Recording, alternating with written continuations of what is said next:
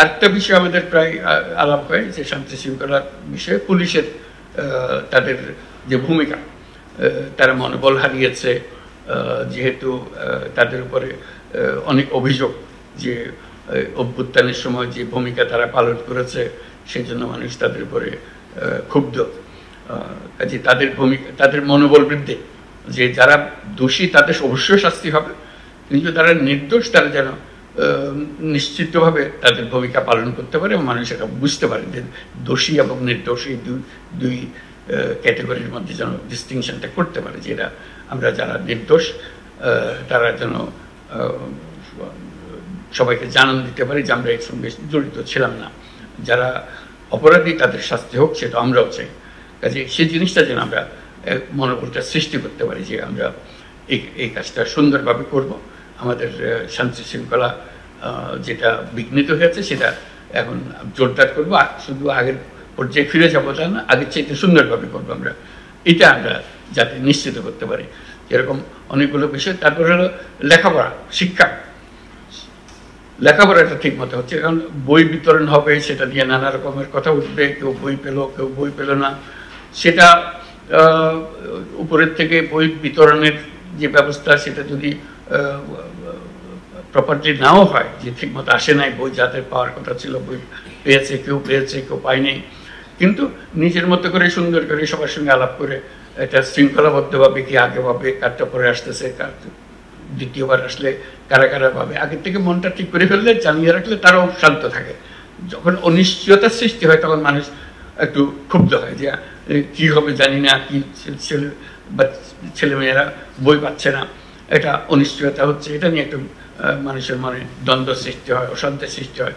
সে অশান্তি নিরসন করা যায় যদি আমরা একটা সিস্টেমেটিক্যালি বলি এবার যারা এসছে এইভাবে পাবে এবং এই হলো নিয়ম, নিয়ম মেনে দিলে মানুষ মানতে চায়, নিয়ম না থাকলে যত বিপদ। আমরা যেন নিজেরা নিয়মের ভেতরে থাকি এবং মানুষকেও জানাই যে আমরা নিয়মের মধ্যে আছি, আমরা নিয়ম করলে নিয়মটা পালন করি, কথা দিলে কথাটা রাখি, তাহলে কাজ অনেক সুন্দরভাবে অগ্রসর হতে পারে। এটা আমার নতুন করে বলার কথা না, তোমাদের এটা নিজেদের বহুবার নিজেদের মধ্যে আলোচনা হয়, যেটা আমার নতুন করে স্মরণ করিয়ে দেওয়ার কিছু নয়। কাজে এই কমিটমেন্টগুলো, যে নিয়ম মানি হলো কমিটমেন্ট, আমি একটা উপাদান করেছি, একটা কমিটমেন্ট করেছি, সেই কমিটমেন্টটা রক্ষা করা, সেই জিনিসটা দেখা। এই পরিস্থিতিতে অনেক জিনিসের অভাব হবে, অনেক জিনিস ঠিক মতো হবে না, যেহেতু আমরা এখনো সবকিছু গুছিয়ে আসেনি, সেই জন্য। তার মানে এই নয় যে সবকিছু তোমাদের পর্যায়ে অনিশ্চিত থাকবে, তোমরা তোমাদের সংসার কিভাবে চালাতে হবে সেটা ঠিক করে নিও। যেখানে অনুপস্থিত আছে, কোনো নির্দেশের অনুপস্থিতি আছে, চিন্তার অনুপস্থিতি আছে, সেগুলো গুছিয়ে নেওয়া, এটি নিজের সংসার নিজে গুছিয়ে নেওয়ার মতো, যে আমি আমারটা ঠিক মতো চালাবো। ওই যে বললাম এর মধ্যে এই যত কিছু হচ্ছে কমন একটা জিনিস, সব জেলাতে একই রকম হবে, কিন্তু সব মিলিয়েও একটা জেলা এ পাবে বা কয়েকটা জেলা এ পাবে, কয়েকটা জেলা বি পাবে। এই যে আমি যেন বির মধ্যে না থাকি, আমি যেন এর মধ্যে থাকি, এইটুকুই শুধু। আমি যেন কোনো সময় সিতে ঢুকে না পাই, এটুকু নিশ্চিত করতে পারলে কিন্তু আমার কাজ হয়ে যাবে।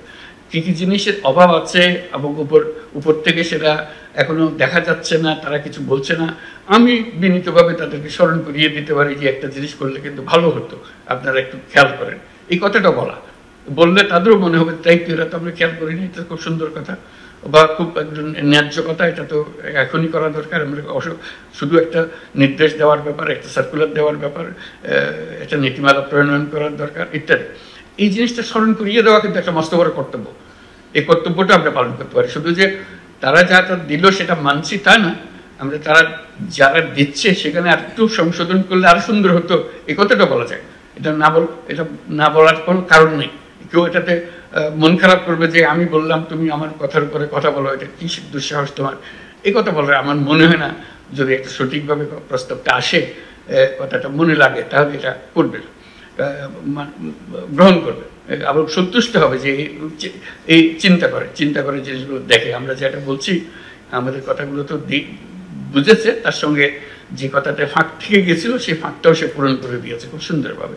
এটা সবাই আনন্দ পায়, যেহেতু কাজটা হওয়াটাই হলো আমাদের সবার উদ্দেশ্য, লক্ষ্য, আমরা যেগুলো করতে চাচ্ছি। অনেক জিনিস, অনেকগুলো প্রকল্প আছে, প্রকল্পগুলো কিভাবে শেষ করা যায়, শুরু হয় শেষ হয় না, এগুলো পত্রপত্রিকাতেও আছে, সবসময় দেখা যায় নিজের এলাকায় কি আছে কোনটা, একটু মনোযোগ দিলে হয়তো সেটা হয়ে যায়। কিন্তু যেহেতু আমি আর মনোযোগ দিচ্ছি না, ওই ওটা পড়ে আছে তো পড়ে আছে। উপরওয়ালার একটা ক্লিয়ারেন্স দরকার ছিল, সেটার ব্যাপারে লেখাও হয়নি, কথা বলা হয়নি, কাজে ওইটা কোনো নির্দেশও পাইনি, কাজে ওইটা অসম্পূর্ণ রয়ে গেছে। ওরকম যেন না হয়, পরিমাণ কমে। ওই আবার যে কথাটা বলবো যে যত কিছুই করি না কেন, সব কিছু মিলে যত জেলা আমরা আছি তার মধ্যে আমার জেলা যেন A+ থাকে, আমি যেন C- চলে না যাই, আমি যেন বিতে পড়ে না যাই। আগে এতে ছিলাম, A+ ছিলাম, এখন B- চলে এসেছি, এইটা কোন দিকে আমি ঘাটতি করলাম, এটা যেন না হয়। এটা নিজের আনন্দের জন্য আমি বলছি যে এটা এমন জিনিস না কেউ এটার জন্য কাউকে শাস্তি দিতে যাচ্ছে, কিন্তু নিজের আনন্দ যে আমরা নিজেরাই এই শ্রেণী বিন্যাস করতে পারি। এটা কারোর জন্য অপেক্ষা করতে হবে তারও দরকার নাই, নিজের আনন্দের জন্য এটা করা। আমি কোথায় আছি, আমার নিজের শখ অনুসারে আমি দেখব এটা আমি কোথায় আছি সেটা বের করা। আর উপর থেকে যদি কেউ করে দেয় আরো ভালো, যে হ্যাঁ এইভাবে হয়েছে, এটা আমরা